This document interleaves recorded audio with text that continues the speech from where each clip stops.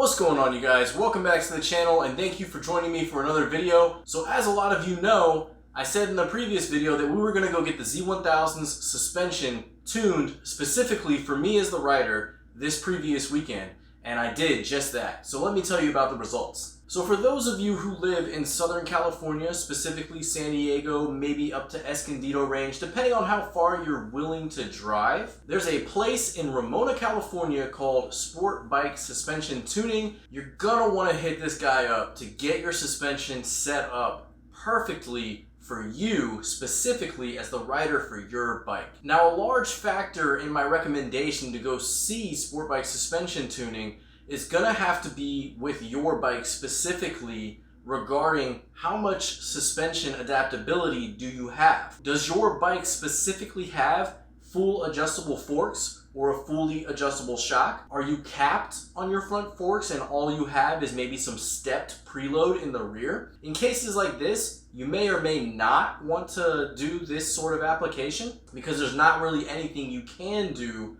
regarding the front end of your bike, and if you only have preload in the rear, it's probably something you can tune yourself, to be quite honest. But if you have a bike like this that has fully adjustable front forks and a fully adjustable rear shock, you're gonna want to take your bike to a professional to get set up for you. All bikes out of the box from the factory are not going to have the absolute best setup for the rider specifically who's buying that bike.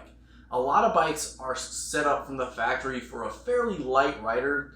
Typically, they'll put it somewhere in a middle range, right around maybe 150, 160 pounds, maybe. So with that being said, it's a pretty good idea if you want to get the absolute best handling you can out of your motorcycle, take it to a professional and get your suspension dialed in for you. So as a lot of you know who have watched the previous videos about this bike, it has the front end swap and the rear end swap from a 2003/2004 Kawasaki ZX6R. And what that does is it gives the bike more adjustability up front and more adjustability in the rear because the factory forks did not have all of the adjustments that these ones do. So since purchasing the bike at the beginning of August, I've always felt that the suspension wasn't quite right. It never really gave me the confidence that I was looking for in the corners. To put it quite frankly, the Duke would destroy this thing in the corners as it was when I first bought it. But now,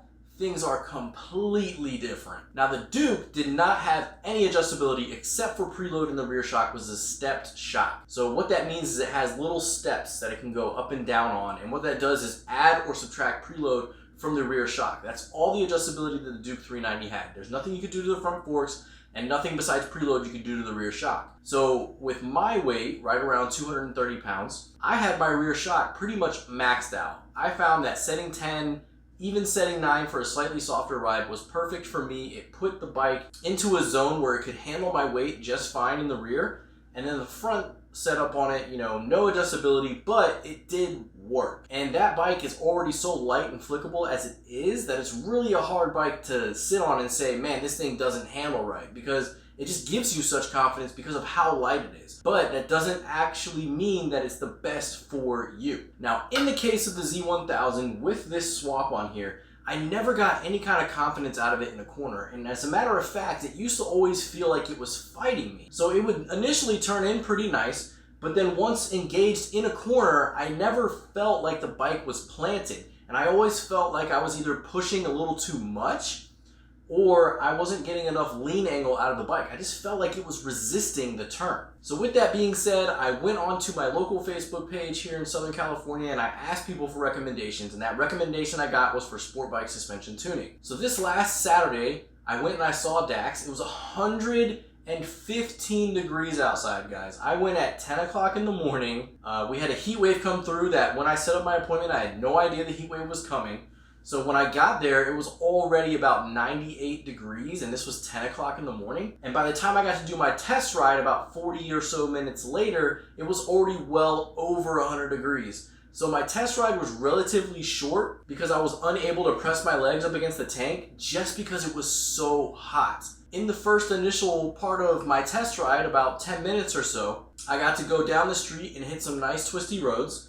And while the tank wasn't quite so hot, I was able to start flowing through these corners, and my God, this bike was a completely different animal. And so let me tell you about a couple changes that he made. Starting off, when I got there, what he does is basically you put the bike in a wheel chock and he has you hop off.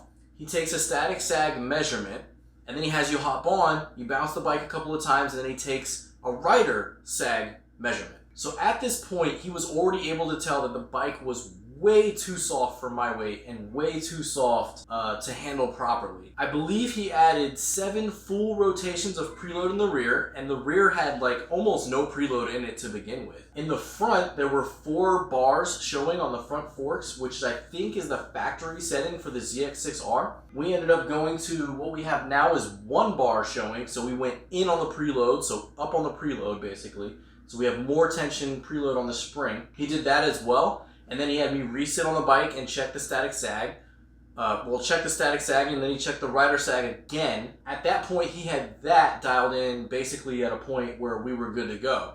So fortunately, there was enough adjustability in these shocks, enough support in the springs, and enough support in the rear shock that it was at least going to work for my weight at that point. And then what he did after that was he did a lot of things that I don't really understand.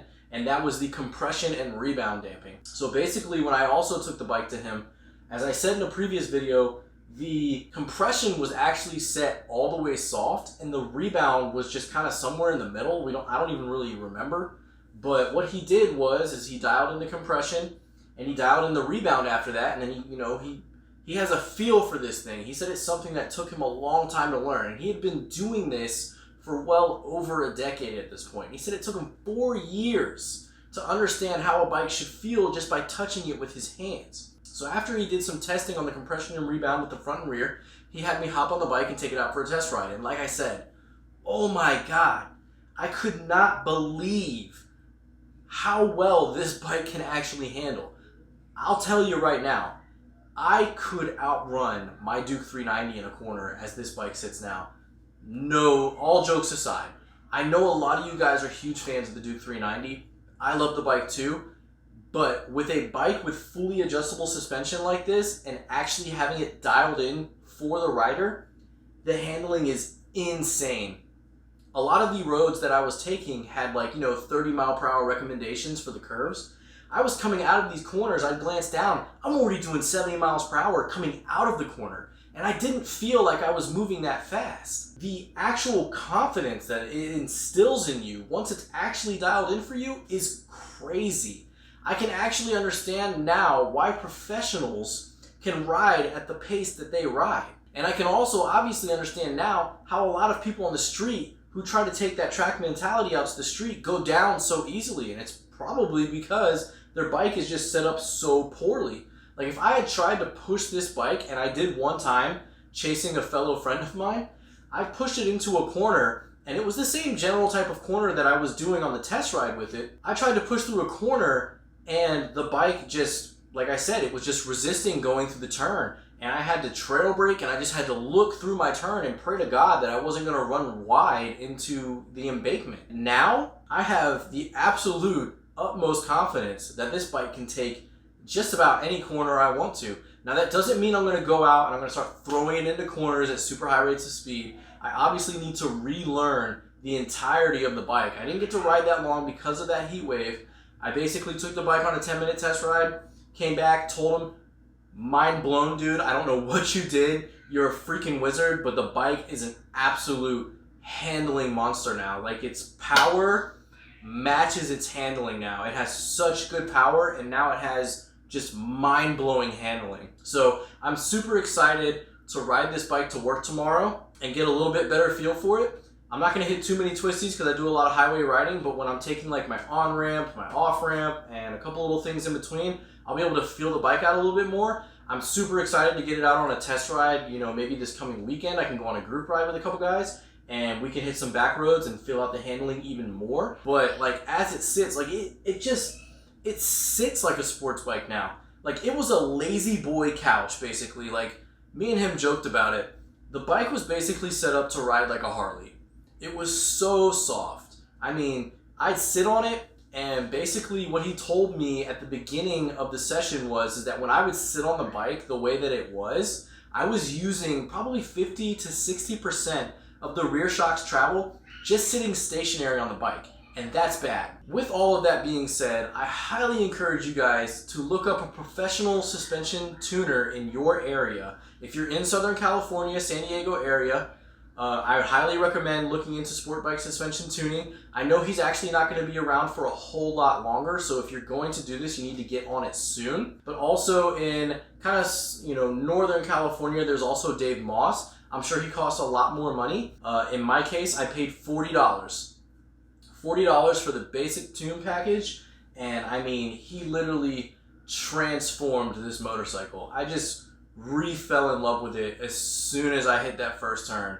I could not believe how well this bike handles. You just glance at a corner and the bike's like, hey, you want to take it? Let's go take that corner. Like, it just goes into the corner so smoothly now. It's insane. Alright guys, another little small thing to update you about. I actually sold my Insta360-1R, so onboard ride videos are going to be on halt for a little while. There was a fatal flaw with the Insta360 that I did not like, so I'm actually going to switch over to a different style of camera here soon, and we'll be able to do on-bike motovlog reviews with the bike as it sits now. Also, middle of this week, I have a surprise modification coming for this bike. It's one that I've been wanting since I bought it, and so stay tuned for that next coming video. If you're new here, hit the subscribe button. Leave me a like, leave me a comment, let me know what you guys think, and as always, I'll see you in the next video.